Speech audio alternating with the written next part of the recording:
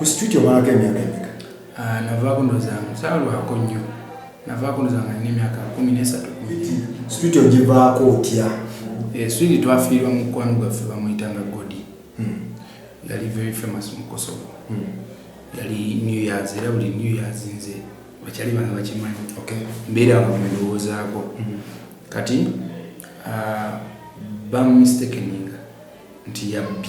kulw'essaati omubbi gye yali ayambadde ng'emufaanana. Bagani bamukuba amanyi obwongo ne buyiika. Nabamukuba ne bamutta. Nga ndaawe nti kati abantu abaali abeetoolodde omukazi omu yagamba abba n'oyo naawe bajja kutta gwaddako egwe. Ekimmonyamonya mbeera omulimu sikwagala naye mbeera ekikunkozesa mbeera. Siza mwenda abatulaba amanyenze Sakozi Farouk wano wendi ndi ne one of the biggest gospel artists mu Uganda asinga nambemu Rita Vixon. Sisudi sichi ne banne bamumanyi. Bamumanyi kyali wagera Vixon man wamanyi nnyo. So ndina yetugenda kuba twogera ku bintu bingi. Abakazi balabirira, ayina abaana basomesa, ayina project nyingi zakwasaganya, ayamba abantu mu Rwanda. Ayina ebintu bingi byakola, atubuulire abikola atya na buli kimu n'ekyo ekigenda mu maaso. Amanya Bamutalo Byogo Sam Lucas. Nazaalibwa Nakasongola. Nakasongola awo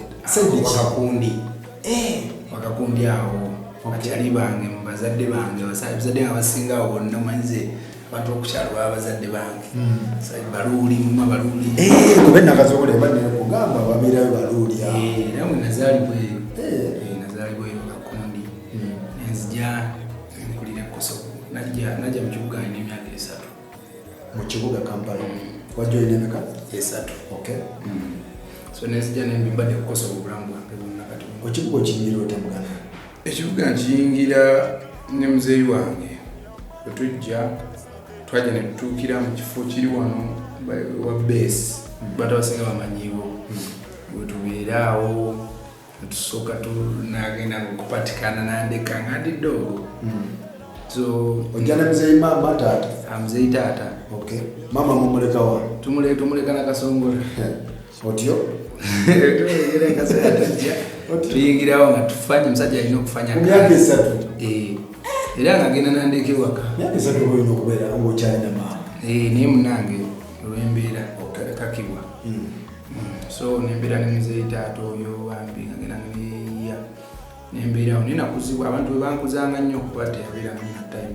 So abantu b'okukyala awo Kosovo awo newa beesi awo twamuka tubeerako ne kulubya katono emyezi ng'ebiri noja ku kayumba kati tusobola okwakomodate okwafoodinga tujja ne tubeesinga mu kyalo Matendo. Osomera wa? Nsomera ku St. Joseph Mapeera nsoma awo ne gyesibamu awo wenafuukira ekitagasa. Primary ogijja wa? Kati primary yange nsoma ku Mapeera ndoza n'enkoma mu P1. Mapeera erida? St. Joseph Mapeera eri Busaze era kumpi ne Kosovo. Ati nsoma nagikwatamu awo n'enfuuka omwana atagasa bwenviri waka. Sente nga tewali? Sente zaaliwo of course ate nga nekyalanga nange n'embeera yange yennyini n'empisa zange nga teziwa mukadde maanyi nga ndi mwana wafujjo nnyo ez'omwana gwebatuma ku luzzi n'embeerayo. Kati ne bankuba nnyimbo kati wande bankuba kibooko basooka ne bankuba kibooko ez'okugenda okwebatiza. Bakyali bagenda okwebatiza nengera nabo nebatiza emirundi 2. Kati katooka nkanzako ne kajja ne kagamba ne Lukasi yeebatiza emirundi 2 bankuba kibooko akabina ne kasooka kakolamu akasepiki. Kati bansindika ku luzzi kubuli engeri ginava ewaka. Bansindika ku luzzi ngenda ku luzzi nenga nensamba omupiira. Neerabira okugenda ewaka. Bwe nkoma nakoma ekiro ssaawa emu sisita wange n'aŋŋamba leero taata akusse bw'agambye akutta leero. Neŋŋamba nzita leero nti ye neŋŋamba agenda kunzita nga yakamala okunkuba nti ye ng'obudomola bwe nove waka myaka 9 oddawa nzalako okugenda ku street ezaapo eza possible muno saagenda wala baitha nga nebugana ngene mbigeto nenkomayo ekiro nebakaawo ku lubalaza awo waliwo edduuka lya Amaniti era Amaniti nga yebambi andaba nga manyi ayagala sula wano abagala wera nempowaawo ku street awo oba olumu nesula mu biyumba ebitanaba kuggwa ddala ngaenkuba efuuse enkuba so ndio natambuzanga obulamu bwange nenkola emirimu mingi nnyo kuvubuka wano ku street omalako emyaka emeka navaako ndozanga saalwako nnyo navaako ndozanga nina emyaka 13 wayingirako ku myaka 9 nogifuluma 13 street ogivaako otya kitegeeza obulamu bwa street okumanyi street twafiirwa mu mukwano gwaffe bamuyitanga Godi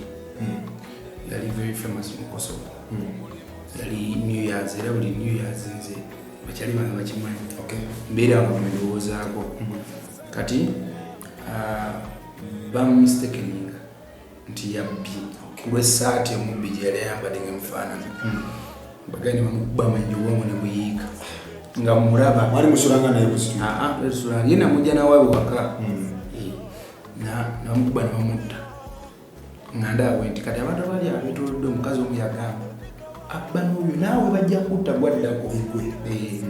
kati nze nenziruka emisinde okuva olwo nenako okutya street nenako okutya kale obulamu netugenda netubeera mu mwala gw'ennabisasiro guno era guli gusalako guti naye guvaire wala nabisasiro bamumanyi mumwenu kati nga mbeera eyo nga tubeera eyo nga gyetuzanyira biki kati lumu olwomusomo mita pasaddewo wanje aba atambula ne group ey'abazungu bali bava mu Ireland nga bali under Fields of Life where happened to be the ambassador of Fields of Life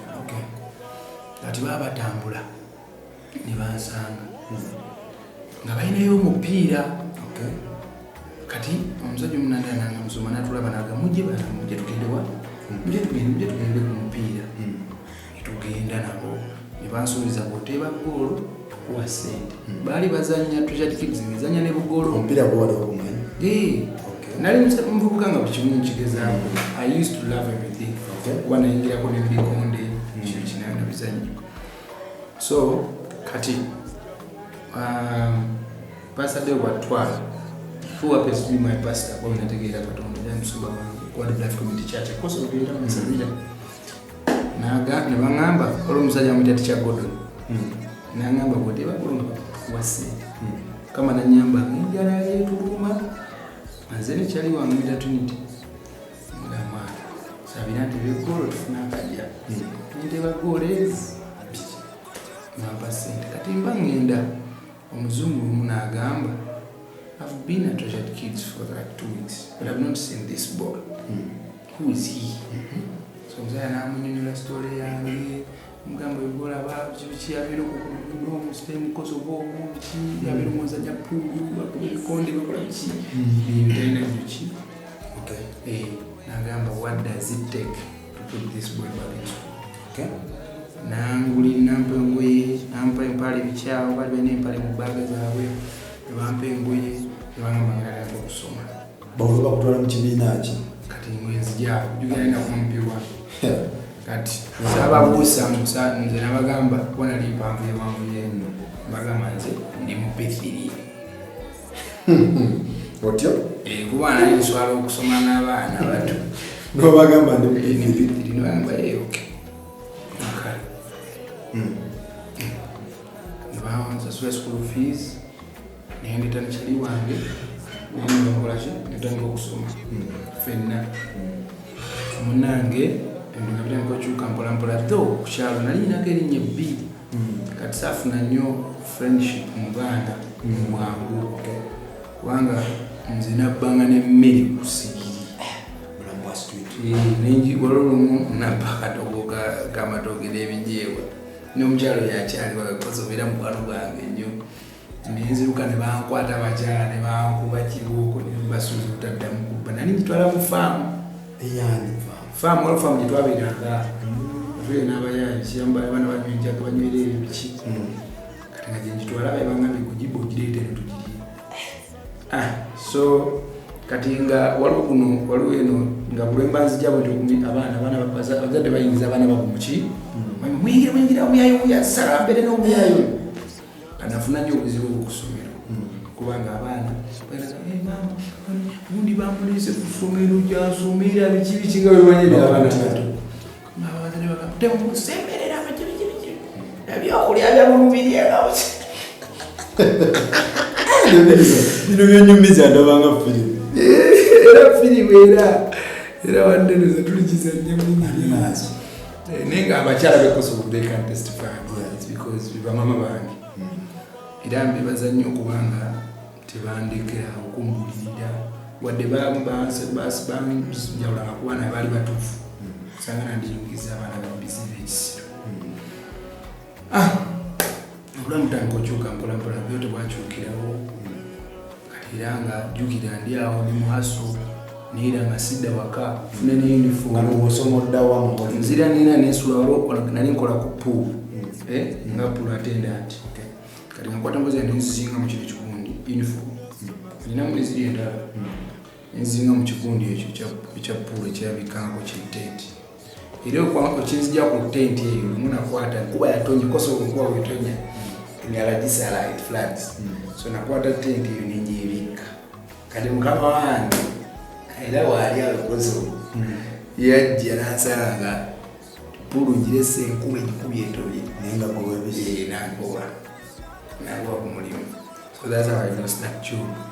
kati nga bwemba era nakolako notunda amazzi mu kibuga ganageso olwokyaliongera yantwala agakaveera naye nga sirirako ennyo gye mirimu limu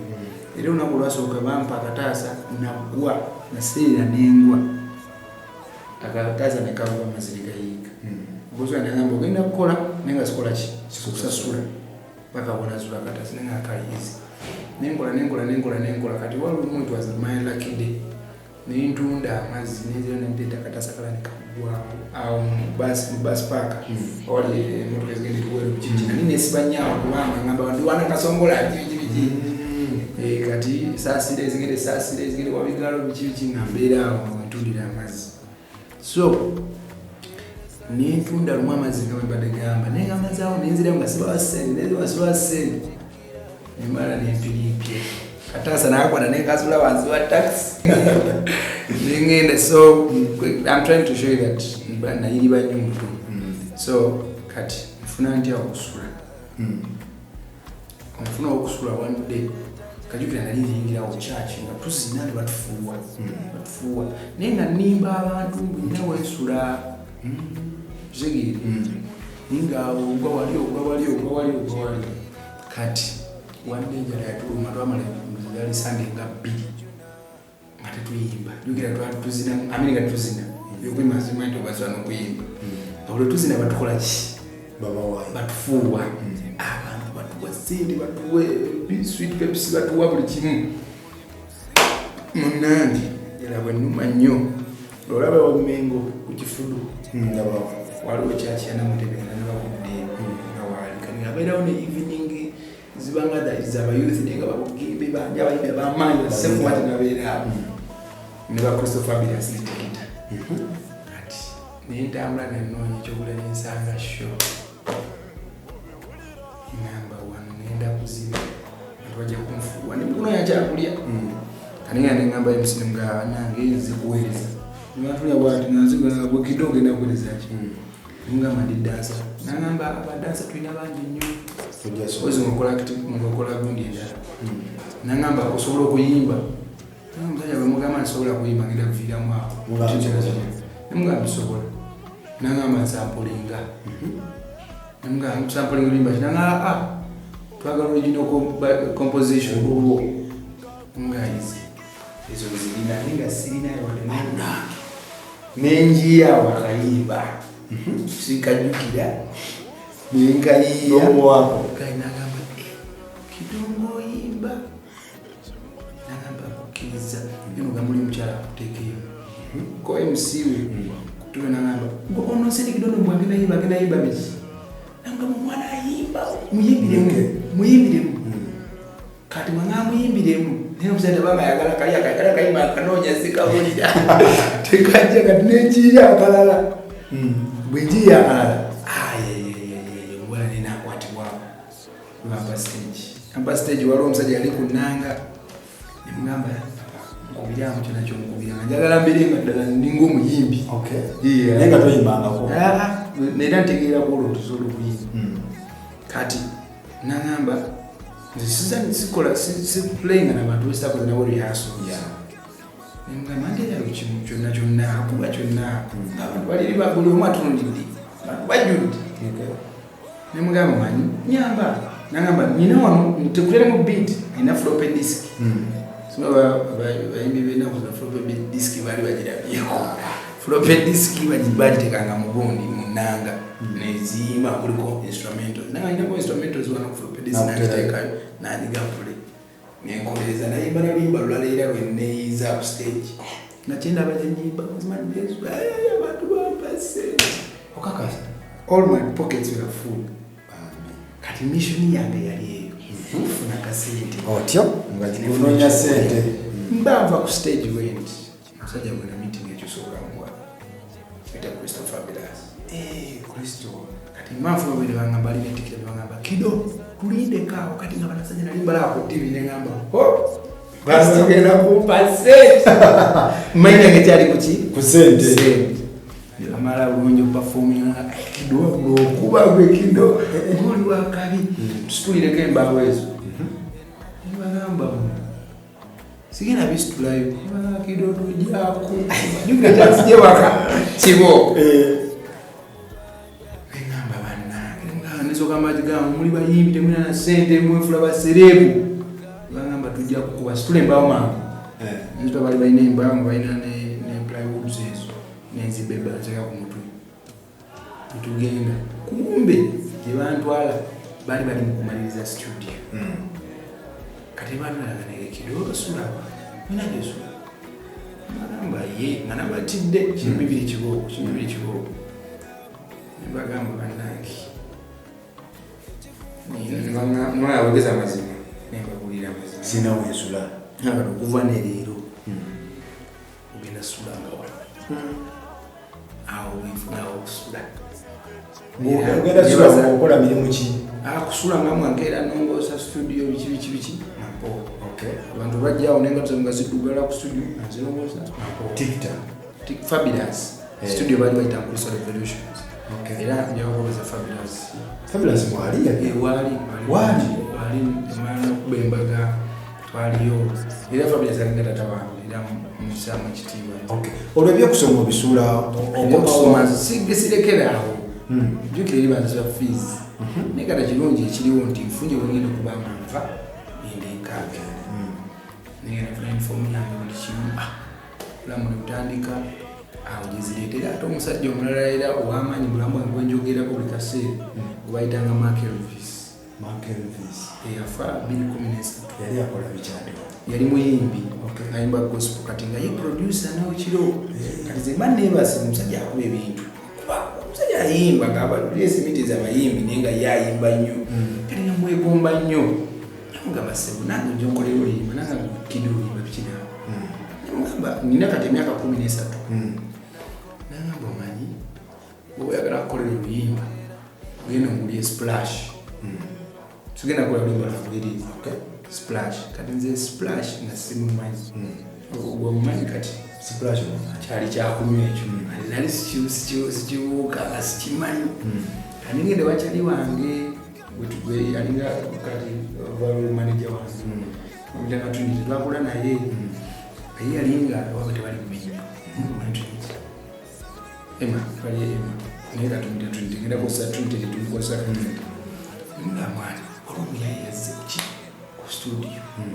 agambye asobola okukola oluyimba tumulya splash neze splash sigimanyi nangamba splash mumanyi mugamba kati naye alina mukonvinsinga ennyo okuyingira muzinga nga mumanyi nzinawo tusobola okubeera nga badde twin ba midomo babeera nangamba tusobola okubeera nga bo nangakwerintiye kati getukule splash nga linonya splash mukoso nga nali atwamuka Mengo tumugula atumuleetera omukuba nga amukuba eyatukolera beat nangamba jabakolera nakuba splash nyo natukolera kweli nti tulindemu ambe amsaje storage nanga ndeterayo apo chichi yenga nyino mukulu wange manyi yabimanyi oliwa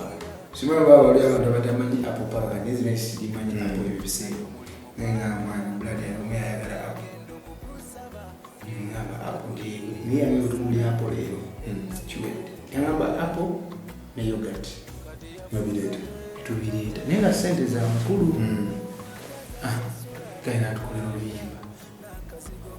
mbola kulasoka we 13 years old ngabampita Renox kuba Renox nalitaddemu ebya panchi kwa nalikuba munendo ndi awo kati bali bakuyitani Renox kati erinyanyo ngalira stage nenga lilyate lilya panchi olinga ate nabulirako bali bakuyita Leviticus anti Leviticus lijjaawo kati ebintu bitandiza okukola bali tukyalimuka Leviticus atajjaawo Conservation tuvuddeyo tuli kulaka shopping center era Fabulous yali asoma Bible bwati nangamba naye kati gwe Leviticus bwati bwegire kati bwosaze ogenda kuweereza Mukama era erinnya eribona aliwuliranga batangamba nnyo igulumana kugoba mukyalo tuyimbeero nabeerako nabakirifa okusaaba blessed kurunga mpita ba freestyle namba kati oyina okuweereza Mukama Fabulous tukuva neryonzani Leviticus ono ye Trinity era tuga Leviticus one time atitititi so awo muziki okutandikira kati nkuba breakthrough yange oluyimba olamanyisa abantu nonyomu nali mu P7 vac nangenda joininga senior one Grace High omuzungu oli akyampeerera kati abantu ala ku Grace High nali recording nga tulikodi kubadika nali sula mu studio ebiseera byonna nasula mu studio by the bangade nembalaga enyimba ki nyingi zenyina era oluyimba zinakubakaawo nga tuzinina nezikuba ku stage bwembakinga n'abayimbi abalala bali different nalera bakaawo senior one mbandi kusomero went mpulira oluyimba lwange tuli mulawoze week ku Grace ku karadio omwana alukuba bamuyitanga mwagizi wa papa wa nyubambi ali ewe amuyita ekirinya ndikuletereka keto pato nga tuni ekolera nonyomu embagamba eyo yange oyo nze ayimba senior one nange ebyo oluyimba lwange nibangamba kera nabiriwa bimbiri jukira mwange batwala kusomerera mwange ofunye chance amange kati oluyajja nabeera nange bona bali olina okuregisteringa namange mulaba nomulaba mu community one ne community naye nga nsulawo kusolution ngebintu byatereera nangamba kati nga ofunye omukisa mwana wange yokuyiga sukulu omusungu asaze wakuwerere amwita Neil Fox respect himself omusungu asaze wakuwerere soma nga tufayo maana kati nzoka of course mu muziki essomero bantwalamu lya muziki Grace High omuntu yenna obiwa Grace High akimanyi Grace High is full of music ba obibo ne ba ogibo bali ku Grace High bali ku byata mukamwawe mabega kawo kubyo mmola baleta ba obibo really sorry man hadi ku Grace High naliyo mwaka gumu miezi likasubi kati abana ne batachikiriza mpagamba toyimba like man zala olingi nenfulume sura nentoloka nodawa lauze wiki nzize kukomya mu kitundu sanga DJ kukulura DJ kuna mugayi mwana tuni yabangambye zenye bangamba kabi nemukaka tutandikirawa urundi ofuja sosomere aneba kwanza ibuzo kali nangamba genda soka kwelo TV nze ba interviewing kwelo TV ngoina ojina vile ndawo andika kuti kati nenkubira entertainment perfect wa nemuga blood kwata abana bonna obateke mu ngoro otekeko sawe ndabira live kwelo TV kaina ngamba easy no tulimba nga kweli ngara kama tuninga yaye kweli wali abakusomera bonna bati kati ebyembi abalaba mwe muli basikali muli n'abasomesa mbatumira tumira ticha baroda tumira nkomawo Lucas kamuhira waisewa of course the man kuwani the recent enough meetings the administrators were family about very happy young ambanga you gonna be great young ambanga yo mazima iranga mfumbe nandola kwa lady of good counsel nganza imbire sumira nga uli jimu bantu abo imbire sumira kati nemva yo kugreza form 1 nengenda ekasubi wa masembe di master masembe manyi nitukeyo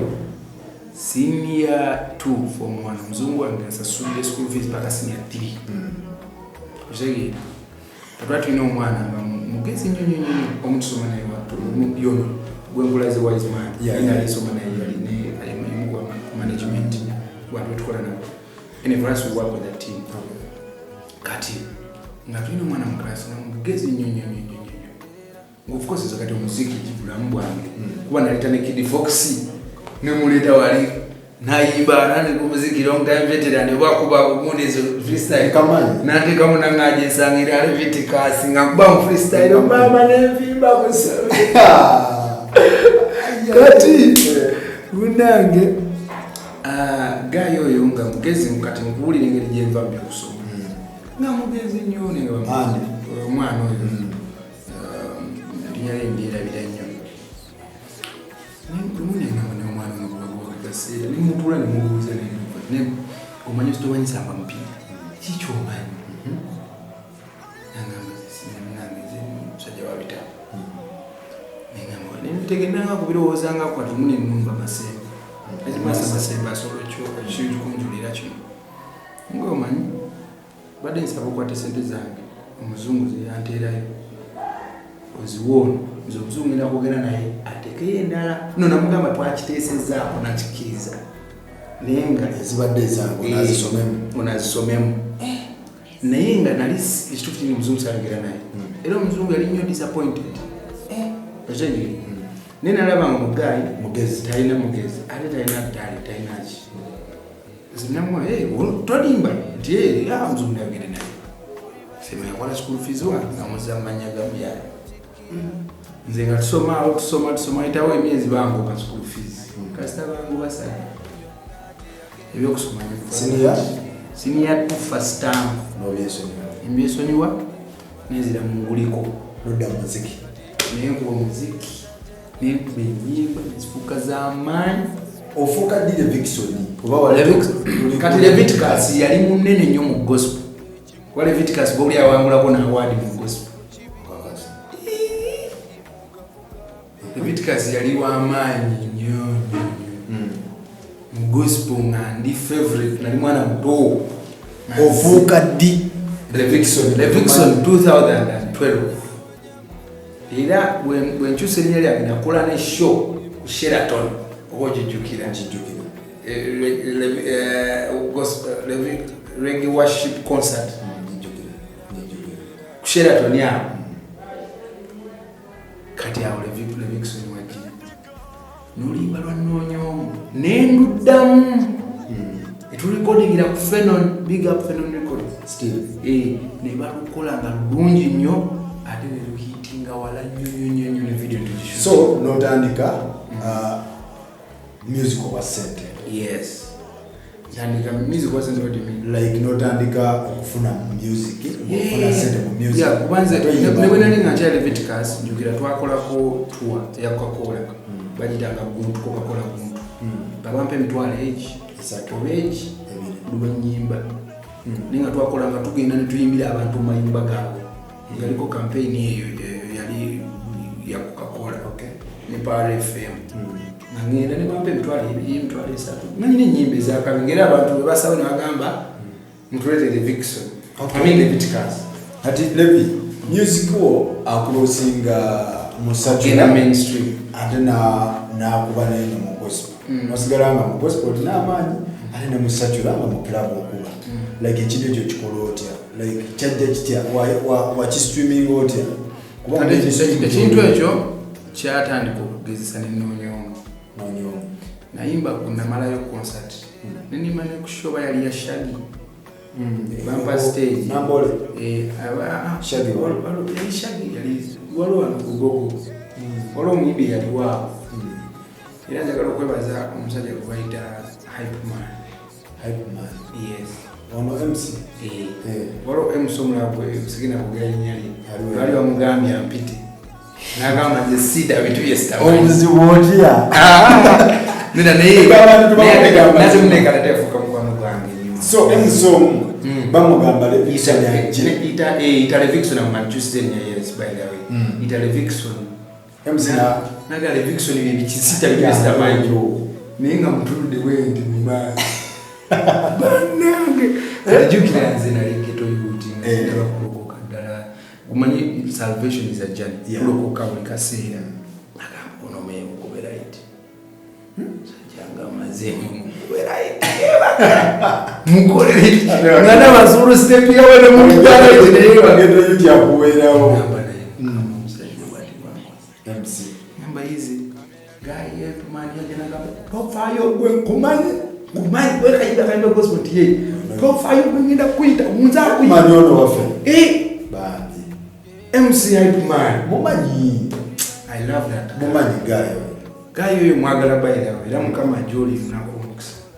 kaina tofayo yamba influence the biggest gospel simanyi bitmena ngajalimba okuba stage ne katingatia Salvador naye yampa stage Salvador batwala wange kyaliwe byadda nnyo yalinga muzeyi naye kati sana agamba ladies nayogere tuya napa mic kanitogenda ku stage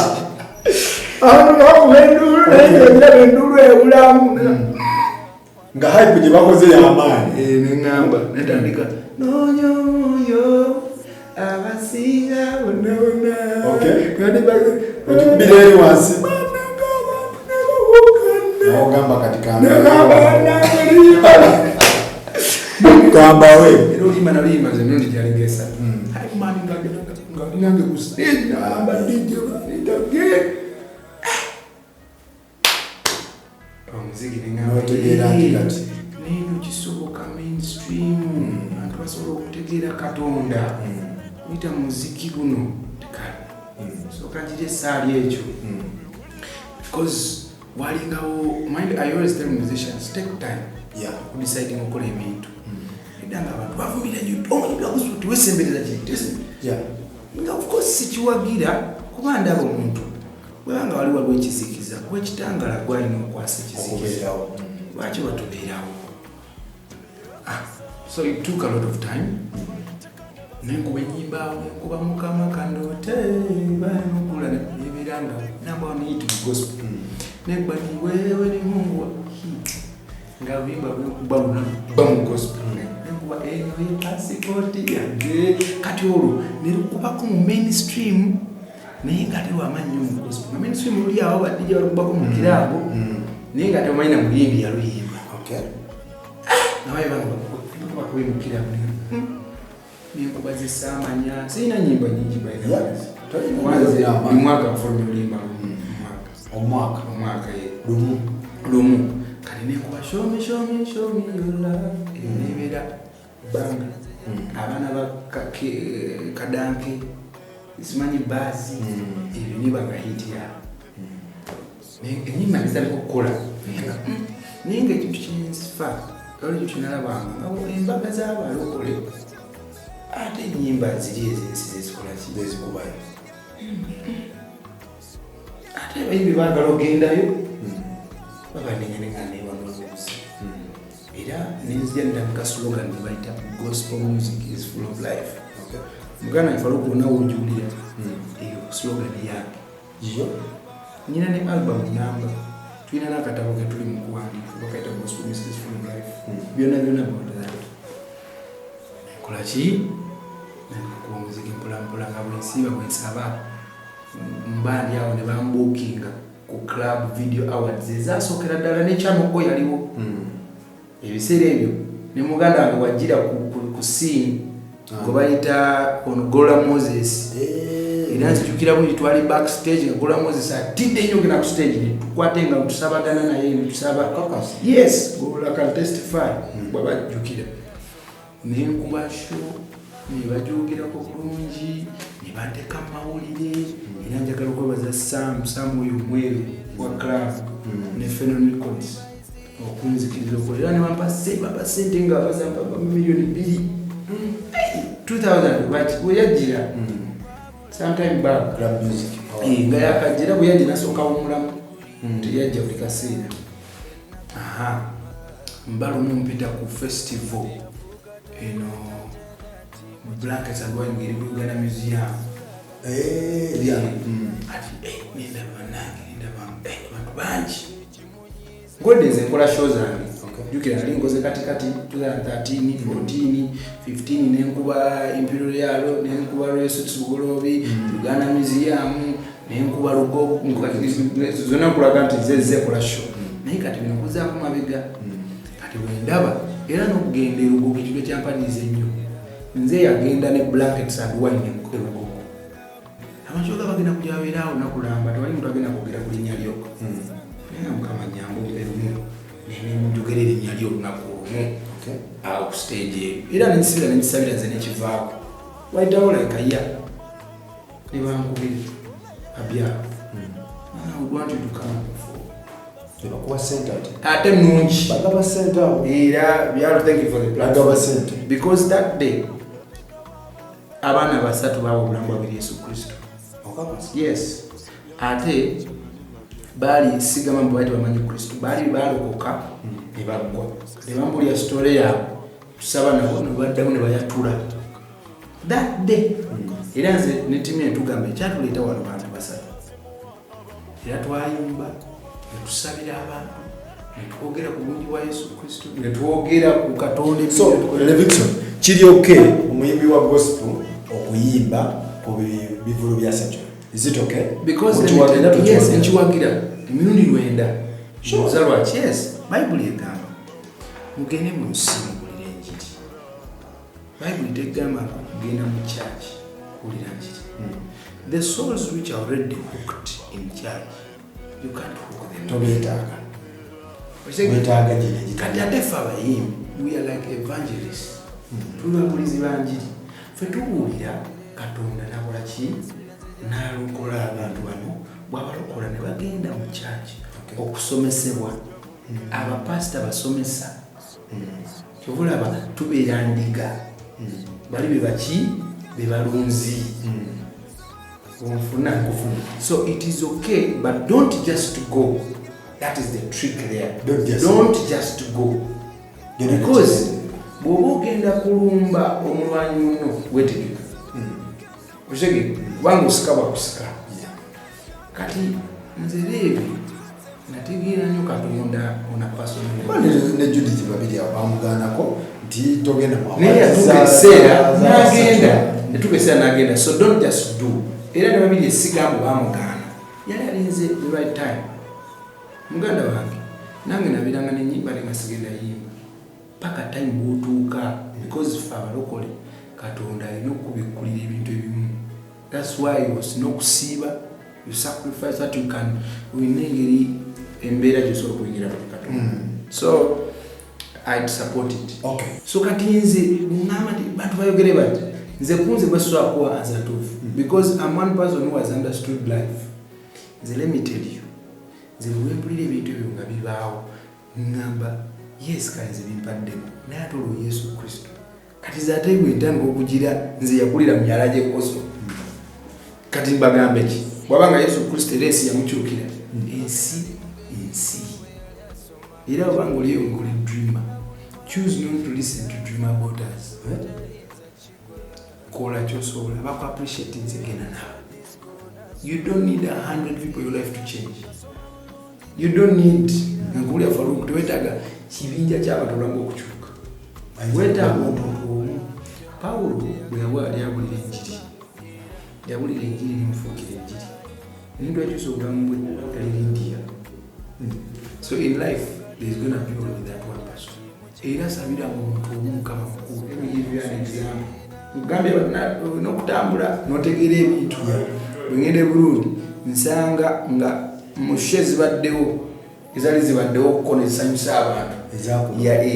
bakola street jam nati Nathan n'omwana omulala Latinum ne Natimeza. Yes, bakola street jam ngeri fact bwetu ojo banonye bajja kugamba yes ojo banonye ojege nga tunawatambula era ojja kwogera yiya moze is another export tuweya Mauritius wa va era kuli genda ku YouTube tusala wa kubayinga basinga views. Yes, tusala wabayimbi bawana gamba yiya moze vano kuzala kubayimbi omuntu yenna gyoli toyisanga muntu maaso Katonda Bible egamba twatondebwa mu kifaananyi Katonda tasobola kutonda failure mu kifaananyi ki oba kubanga gwe Katonda wantonze failure mu kifaananyi ki lwaki olowooza nti waliwo omuntu asobola kimekinga ffenna tugenda tuli bawanguzi ebyenjawulo bye tulina nti tayimu zaffe okutuuka ku buwanguzi eyawukana tekaba teyandikutte muntu namuteeka mu ngumu ffenna nateeka mu abantu ebitwala ebitu andifudde kyobola omulyango guyingiza wamwenyingiramu mujja kukuluka okitegeera. So tulina okuandastandinga ebintu ebyomuganda wange nze kanola ebintu bitakyamenya sijja kulimba mbuze competing n'omuntu tokompete I tell balo omwaka nze ngamanya abantu I'm not here to compete with you, I'm here to accomplish with you. I don't compete you, I accomplish with you, because you can't compete what the Lord has blessed. Okay, muntu abeera ngali prime time nibo okolotya tolina kyoni falu tukulaba wanina abakulima bigaba kusikaba kuba bakola kiti naye osigadde gwe falu nti omuntu walina ku YouTube channel tagenda noonya mulagenda kana falu kuyalesi yabagamba falu ku bless us zinasoma ko mu comments zo alo abantu bo connecting abebulaye noyamba abantu inawe nga bali wafunira buyambi eri oshege kyonna kyokoze nekyo kitone nnyo gwokikoledde it's okay bika mukama kweri mu mukisa ate bajjukire ekintu kimu mu nseera lekalona gwe yatonda musimusiro era akebera mutima balaba mu mutima gw'omukyafu tajja kuwa sente genda liisa abantu ba Kosovo banalaba nti mubbi obuuza ekibuuzo falo tukola feeding Kosovo ne Katanga katuli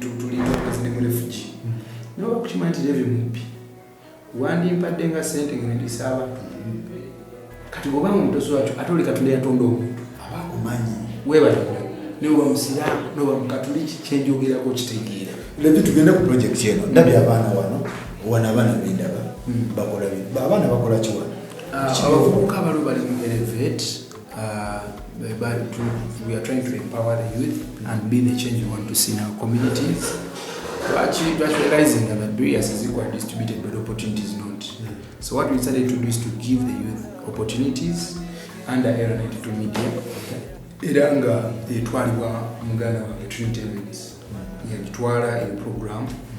era nga abaana bangi nyo twakafuna sofa abaana nga like 300 abaisemo yo gundi yes abamu bulabi wano nga bali mu kukola abamu tuba balo bano benda bali ku computer kati abo basoma ebintu bingi nnyo technology basoma graphics basoma videographies imposters zola beza bana basikola ezange abamu bakola websites okuzimba websites and we decided to offer that twali tukula twapromisina Katonda bakyali bafamu bali mu makomera agana famu bafa fera natukuma tuba. So the way of giving back to God, we decided to love God by loving people and serve God by serving people. Wa mugana ngityo na Katonda bya kukolede falu toina ogenda mujjo mutwalo muri ekikomando walona twali nebo omuntu banga oze Katonda abakazi bendaba kati abakyala bera bamama baffe nabo twakabafuta kakola classes nja kulagako ba graduating no graduating bozikiriza solo kaleta Katonda kiri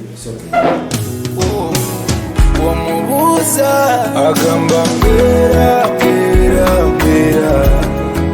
ekimonyamonya mbeera mbeera mbeera omulimu si kwagala naye mbeera mbeera mbeera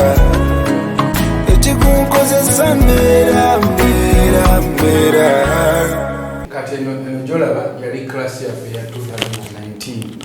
2019. 2019 kati bana bakyalo balaba bagraduate nga basoma like fire. Basoma okuwandiika myaka emeka nga bakulu era bamama abakulu then katumikisingamu n'abato but young mothers ne bona basomera kuba bona bamaama. Kati bana bakyala bakola ebintu byenjawulo. Abamu bakola eby'omukono byolabe wali bamala okusoma okuwandiika n'okusoma then tubawa skill. Batukkiriza nti okusoma kuno kulungi ate kumala. Nga bwebuuza kasitole kange akooli oli omwana gwe nawa school fees yali asoma nze kyampisaawo leero kubanga nali nina skill y'okuyimba. Kati bano bamama baffe tubawa ebyo ebintu tuwasikiza bano olaba kati no tiimu bafumbi kati gwe kye baba basobola okukola ffe gwe tufuna omusomesa kye basaba okukola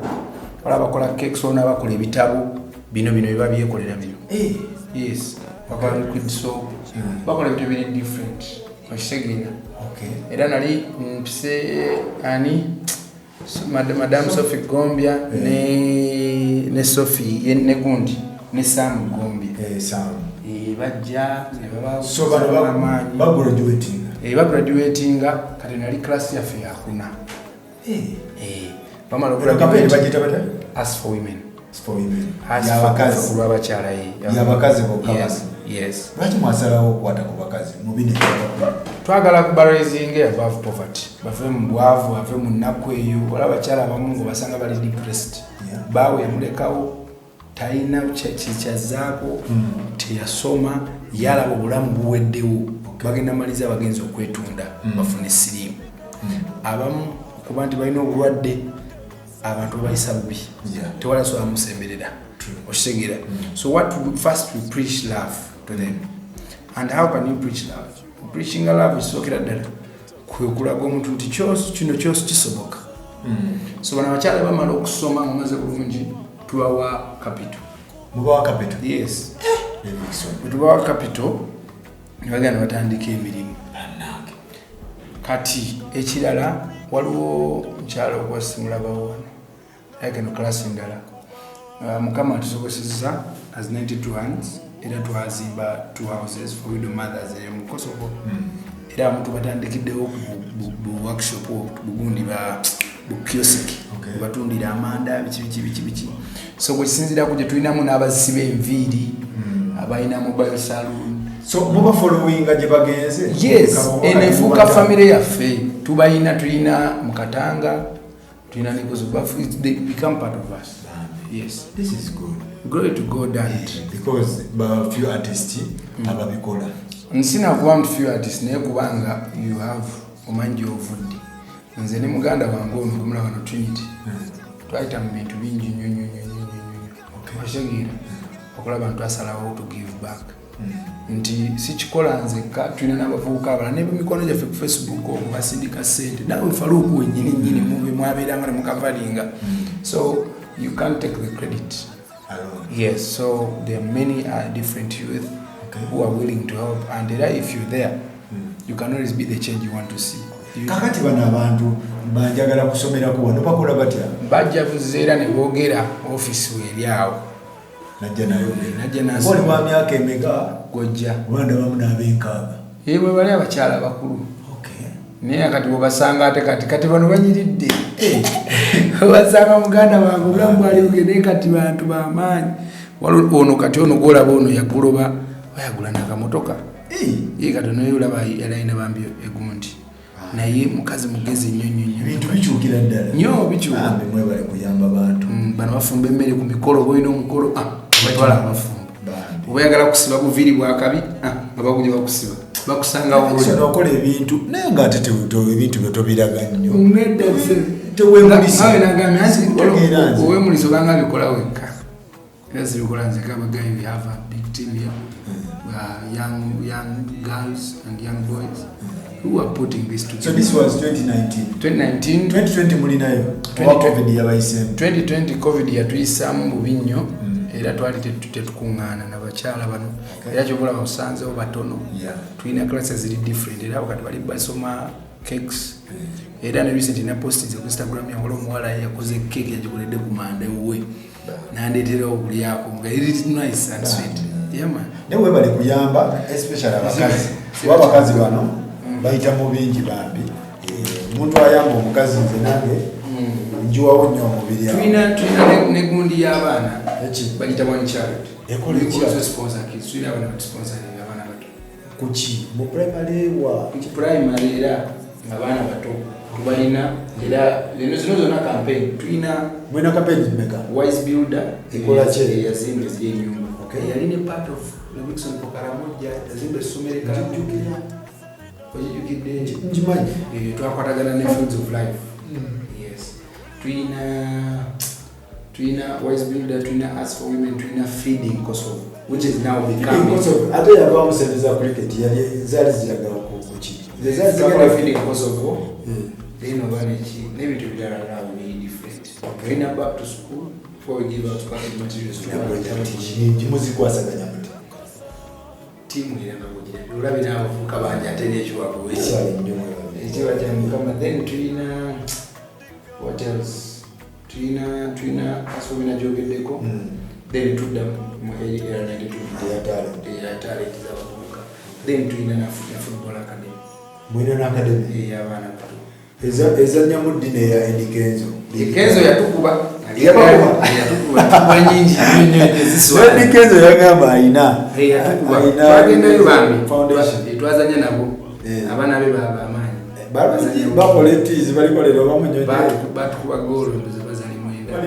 bati sitwando babera tugende wasale tuveyo batuwe ku sente batute bichi batuwe ku sente to batuwade akawombi sikulaba mu bintu bino kuba byesojiwa kigenda maaso Uganda wa omuntu okusirika otero ndiulira yes omuntu okusirika bali kugabanira waliweza afu omuntu okusirika tekitegeza mutalumwa ni wala abantu nga sola kuvuyo zirevis bitu byatama nakula ndi musajja wa kuvuyo naloboka njagala nnyo amazima kubanga amazima gansanze because when mpulira ndi bapromota bali bawa sente bwewanga gavumenti eyo kati weeri program neyokuwa oba eyambye abantu bonna because buli omu yanyigirizibwa oba eyambye abobutale neyamba bazadde bafe okugola neyamba bazadde bafe bonna bali mu mbeera yonna then etuuka ku level y'okuyamba omuyimbi promota n'agenda omuwa sente ngako baali balina ebivu nze leero nalinyina nambooli nga nagisasula nogisasula nga nasasula na bookinga Dynasty ne Phenon Records nga nabasasula nga nabookingako ne radio okitegeera tewabanga ddala gyekiri nga bagaba sente ez'abantu abaakosebwa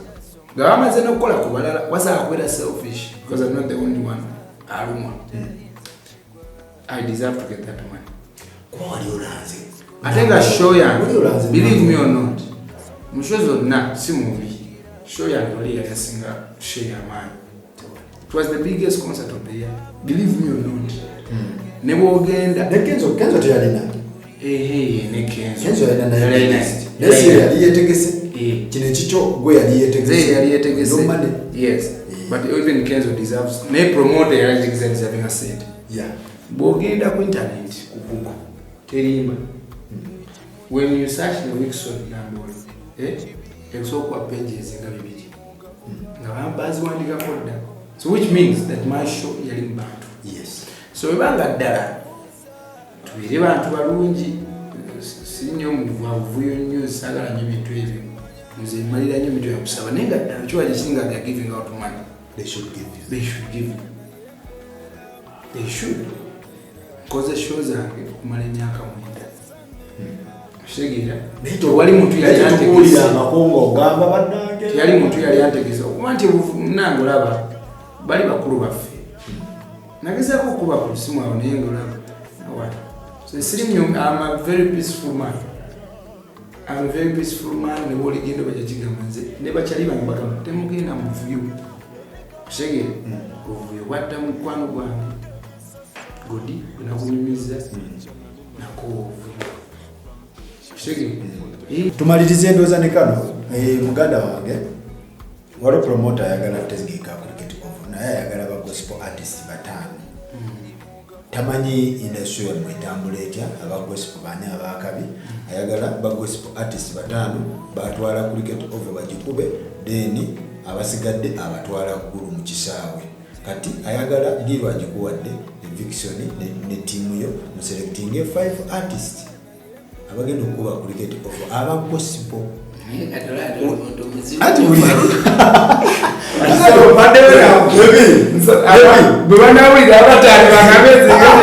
waliwo ekiggulu ekirala kiri ggulu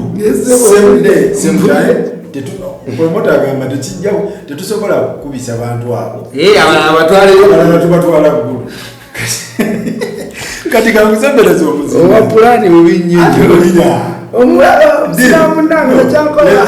Levi, leka mbuzi abantu okimanyi ekiriwo.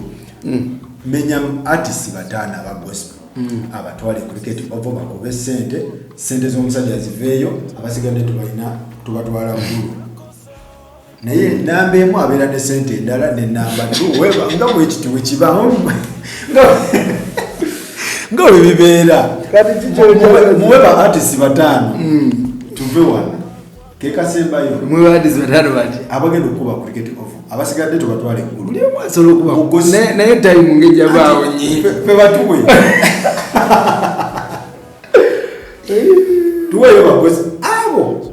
bomanyi beweesiga nti abo basobola okujjayo sente z'omusajja awo nga basobola okukulunga abasigadde tubatwala ggulu Judith babiri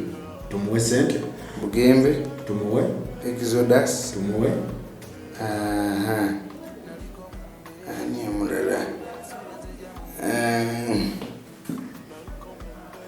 bali basatu tulina basatu twagalayo babiri ne katereraizo omu gundi nga basobola okujjayo sente z'omusajja cricket Joseph bakuwadde eddiiru bana Kupi Black batano twagalayo katereraizo omu agulawo ekintu